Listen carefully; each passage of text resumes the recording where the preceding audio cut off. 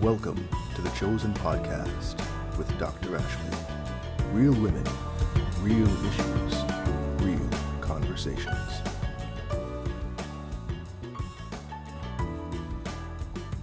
What's up, y'all? It's Dr. Ashley, and welcome to the Chosen Podcast. All right, y'all, I'm so happy you are here, and today we have another tough subject to talk about. The coping mechanism that helped you survive may now be limiting your growth, limiting your relationships, your blessings, your purpose, and your peace. Moment of silence.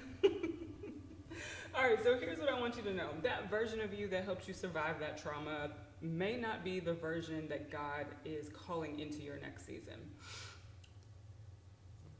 That's tough, and that's hard to swallow. And this has been a long journey for me. It's been a tough journey for me. This has been a journey where I've had to be called out multiple times by people who love me and know me, because it's real easy once you get into survival mode to get stuck in it. It's very easy to have a hard time even realizing that you're still living in that season, that your actions and behaviors are still in alignment, not with someone who is truly living, but with someone who is surviving and just trying to make it day to day. So survival mode changes you.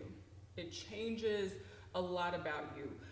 When women or people in general live in survival mode for years, one thing that happens is we become very hypervigilant. Like, we need to do it all. We rely on no one. We assume that whomever is offering help is not actually going to help. And we put the world on our shoulders and we just do what we have to do. We kind of become a little bit controlling. Not a little bit, a lot of it actually.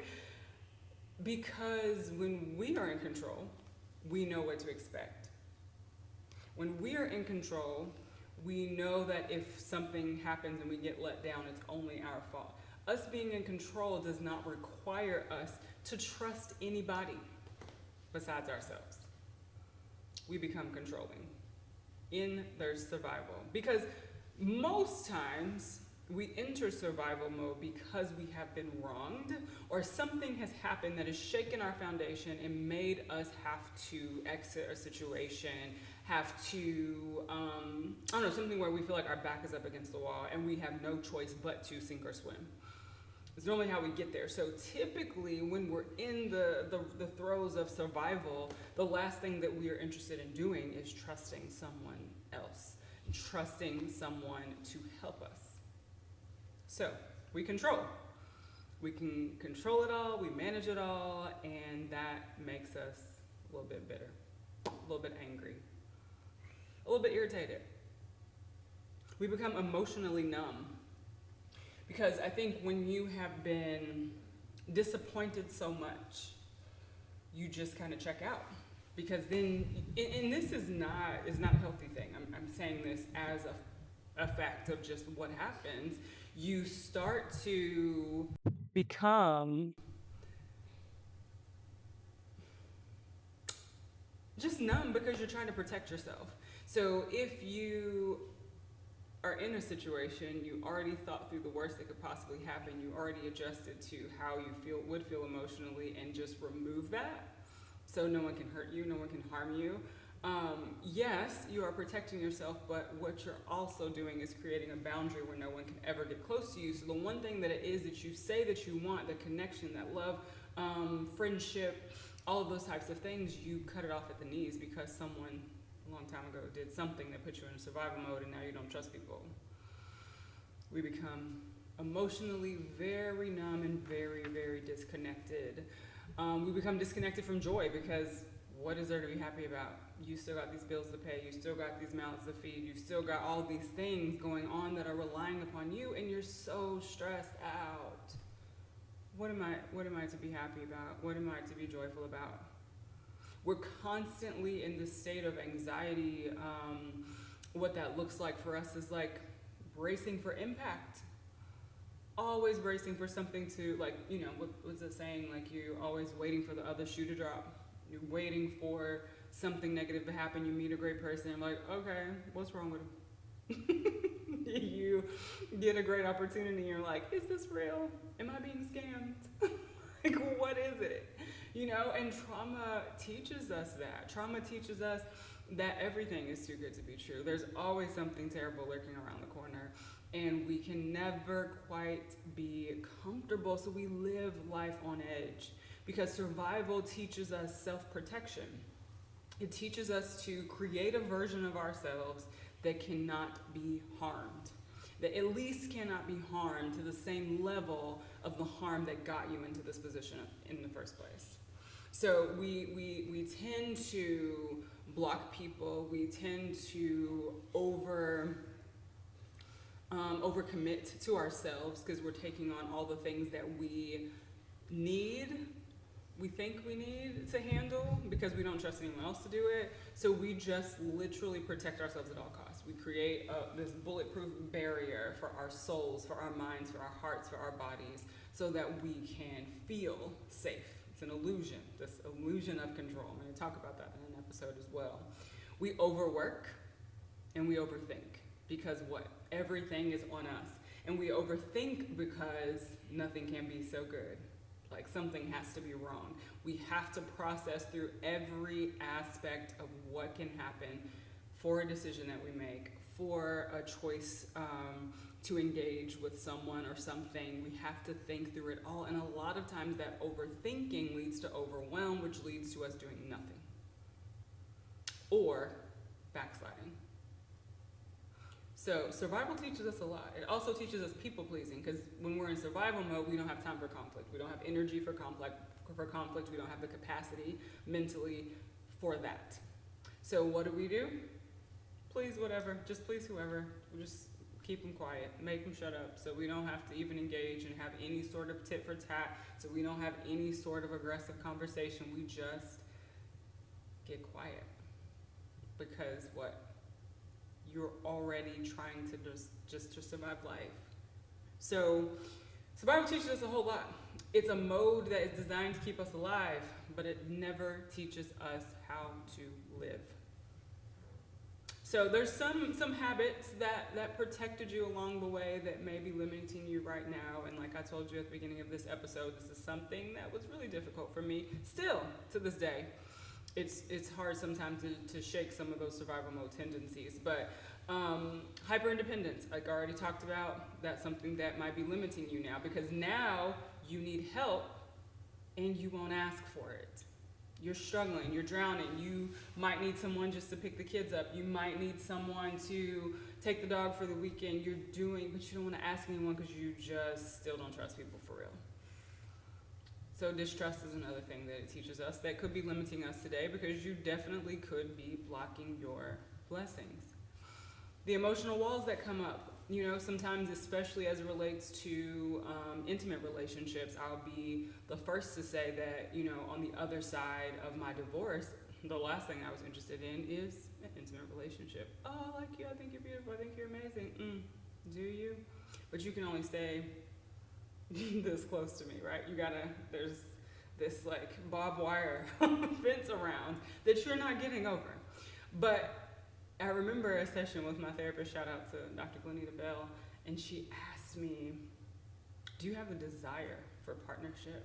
And at the beginning, not too long afterward, I was like, no, not a chance. And then as I continued my journey to heal and be honest with myself, she asked me that question again, and I was like, yes, I have the desire, yes, but I have the walls that are keeping people away from me at all costs, because it protects my heart, protects my mind, protects my kids, all the things. So it's a no for me.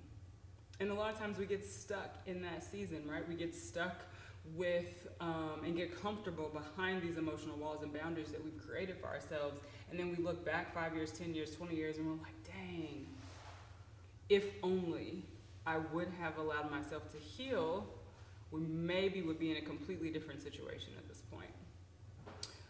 It teaches us perfectionism. Perfectionism is, it's a disease of control, right? Like everything has to be perfect because you need it this way. Because in survival mode, all you have is what you can control, right? And so something being perfect, us overworking to the point of exhaustion because we're trying to seek perfection, is how we make it. And the perfectionism makes it almost a surefire thing that we never actually make progress. It also makes sure that we are exhausted and there's no way around it. Like, there's no way that you seek perfection, you control everything, you don't ask for help, and you can be productive. Like, there's no way for you to be productive that way. And so those are ways that these things that we learn during our seasons of survival, those are things that prevent us from moving forward. But I want you to know that, if you identify with any of these behaviors or these things that we've just talked about, I don't want you to internalize that as a character flaw. There were coping mechanisms. They were solid for a season, and now that season's over, so we've got to let those things go. We have to realize that what once protected you is now imprisoning you. We cannot continue in that space any further, okay? You can't lead from constant states of survival, point blank period. You have to, in order to lead, leadership requires vision. It requires emotional capacity. It requires presence and trust and peace, a level of softness, discernment. All of those things cannot live and coexist in a place of survival mentality and survival mode. Survival mode keeps you reactive. Survival mode keeps you exhausted, defensive, fearful. You cannot have both. Pause. What you need to know is that you cannot hear God while bracing for disaster. If you're constantly bracing for disaster, if you're constantly bracing for impact, God's voice is going to trigger you. Because oftentimes, I've said this before, when God speaks to you and asks you to move, it's normally outside of your comfort zone. So if you're in a place where you're anxious and you're just super stressed out and you're like, oh my God, the other shoe is gonna drop. When God tells you to go left, you're gonna hesitate. You're gonna stop, you're gonna say no, because it's going to trigger all of those things that you've learned in the survival season. It's going to trigger every lever is gonna go off. So that is why healing is important. It's not just about removing pain from your life. It is about becoming someone new. There's no way around it. Because you have to almost grieve those old versions of yourself. Because again, the version of you that was harmed, the version of you that you created to survive are not whole, worthy, obedient versions of you that can walk into purpose and listen to God and move without questioning. That old version of you is gone. She is here no more. So the sooner we accept that and embrace that, the better off life will get. We have to learn what safety really means, and that doesn't mean that we control it all. That means we surrender it all to God. And that can be scary sometimes, right? We have to learn how to allow for peace, accept peace, reframe peace, because peace for so long is everything is done because I did it. Peace is I don't have to answer to anyone because I did it. Peace looks like requesting help and letting your hands off and knowing that they might not do it the way you will, but it'll get done. Peace looks like you're taking care of yourself. Peace looks like you're getting that monthly massage, or you're, taking the time to exercise and practice some good self-care. Peace does not look like fear. Peace and fear cannot coexist. Survival mode keeps you in fear, which means you cannot live in peace. And you have to stop identifying with your struggle. Yes, You were single momming it. You were hustling and doing what you had to do. You're amazing for that. You're a superhero. But here in this next season, we are building. We are growing. We are branding. We're doing all the things that we need to do in order to be in the path or on the path and in the purpose that God called us to. Healing requires identity shifts. You cannot stay the same person you are with that scar or with that wound wide open. Okay? Once it heals, that skin is never the same. It's tougher, yes.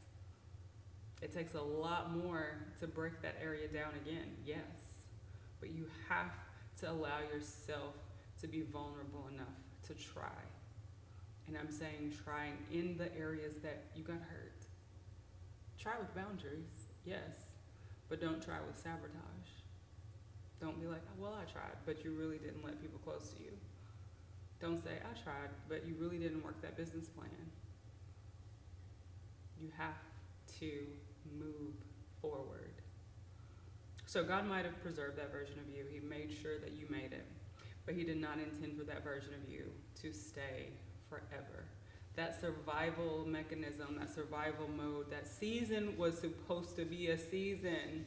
We're not going to be like the children of Israel floating around in this survival mode for 40 years, okay? We got to move on. So here's your homework to wrap up this episode today.